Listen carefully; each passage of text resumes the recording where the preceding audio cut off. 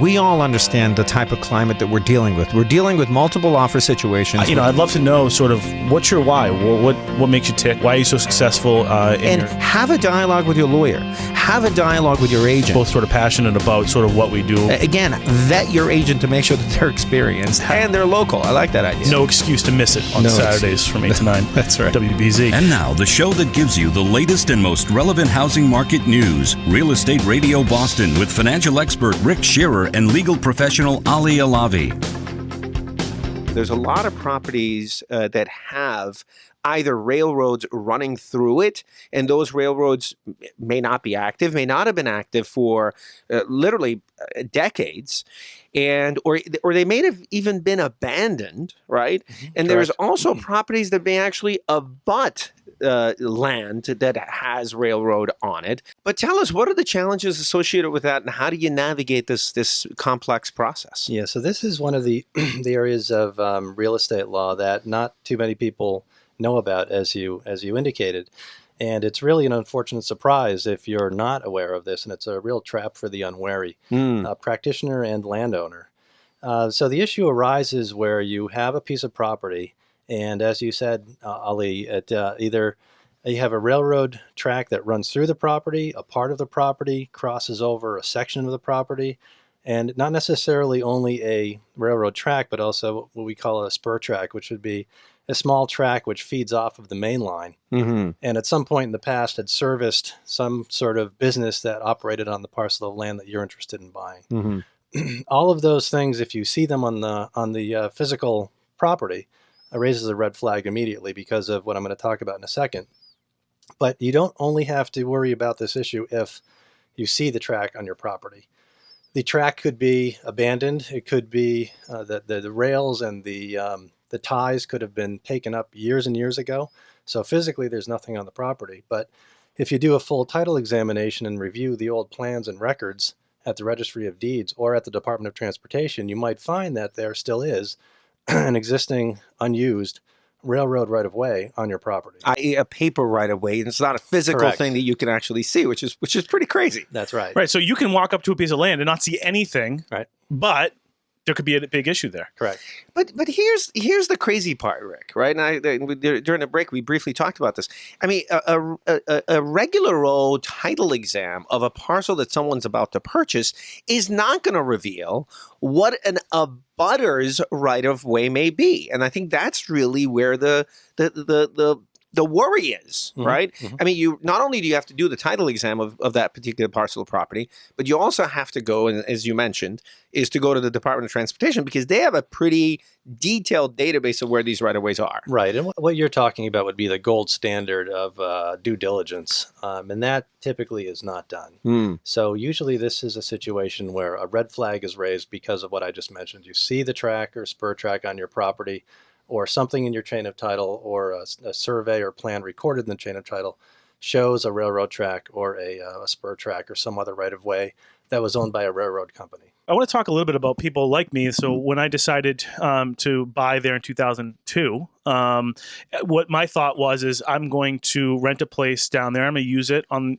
for a couple of weeks. And, again, I can, the cool thing about the Cape 2 is there is a market down there for winter rentals as well, or you can winterize it and that kind of stuff. But people that are driving their car, I think a couple of objections that they're kind of going through their head is, if I buy a place down there, well, now I got to deal with check-in and check-out. I got to deal with cleaning the property. I've got to deal with maybe if they damage the property in any way, or who's going to look after? I live up in Boston, or I live up wherever.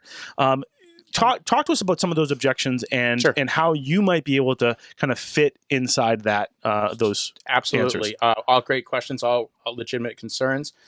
We have an answer to every one of those. There's not enough time in the day to have an in-depth discussion, but I'll try to touch base. 10,000 foot level, pal. There we go. In terms of being able to have help with checking in and housekeepers and anything that may come up. We have a property management company. All the vendors that I'm associated with, I use at my own property. They're trustworthy, they're reasonable, and they get over and take care of any issues that may arise. Damage occurs, accidents happen when you rent your home. We actually offer damage protection insurance in lieu of security deposits on many of our summer rental or vacation rentals. What is that? What is damage protection? It's basically an insurance policy. It covers either $1,500 or $3,000 in damage, accidental damage. Insurance doesn't cover intentional acts, Right. just like this. But say somebody spills a glass of wine on the rug and they stain the rug. Accidents happen. They're a good tenant. We don't want to have any hard feelings. They notify us. We notify the insurance company. They take a picture, an estimate to fix it. They send a check to the owner to have the repairs made. So that's great.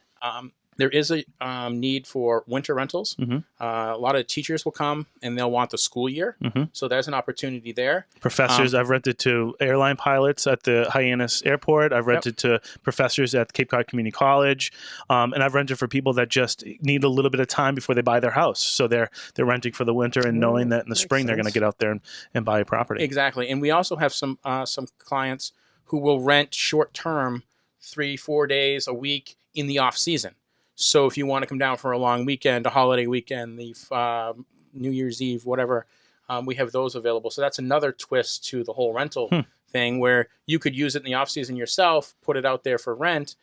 If nobody's using it, come down and use it yourself, or we can call you and say, hey, Rick, we got somebody that wants to use the house for 3 or 4 days. What do you think? Right. So if you're looking to move up right now as a seller, you're in a phenomenal position. People are looking for your property. As long as you list it correctly, do all the right things, you listen to the real estate professional, your house is going to go quickly. Who do you hire? Right. I mean, that's one of the other things that the book covers. Well, you call us. Of course, but there's the 5 demands that you should really ought to make of your agent. So to what type of dialogue should you have with your agent before you hire them? Yep. Of course, contact us and call 855-4-ASK-RICK. Right. And we'll put you in touch with an agent. Yeah, I mean, I think, but kind of back to my point. Right now, as a seller, you're in the driver's seat. You're going to get top dollar for your property, and then on the buyer's side of things, rates are still phenomenal. So you're going to go, you're going to be competing with some people, and it's just, hey, it's the nature of the game. And you might have to pay a little bit more on that end of it, but guess what? You maximized on the other end. So you've got a great rate. You've got, there is inventory. Spring market's coming up, so it's a win-win for someone who's looking to trade up or, quite frankly, trade down, but has to take financing because the rates are still low. How do you get these books now? So give us a call at 855-4-ASK-RICK. That's 855-4-ASK-RICK, and we can get your information. We'll get the book out to you. Also, you can text Buyer's Guide to 617-548-7425 or Seller's Guide to 617-548-7425. We're going to reach out to you. We'll get your information. We'll get the book right out to you immediately. Let's talk about the Buyer's Guide for a second. I mean, I think, buyers out there, if you're a first-time home buyer or a first-time home buyer, someone that's starting to get into the market, or, if you're a parent out there and you're trying to push your kid to go, okay, enough renting in South Boston and all these places, now is the time to do it. Give us a call. We'll get you the book. We'll get you the material. Get it into your kids' hands. And hey, we might tip the scales and give them enough information to go, now's the time to do it. One of the things that the book covers is this concept of, a lot of the buyers are more focused on price than anything else. And really, price, obviously, it's an important factor, but they forget about cost. What does it cost for me to purchase a particular property? Right.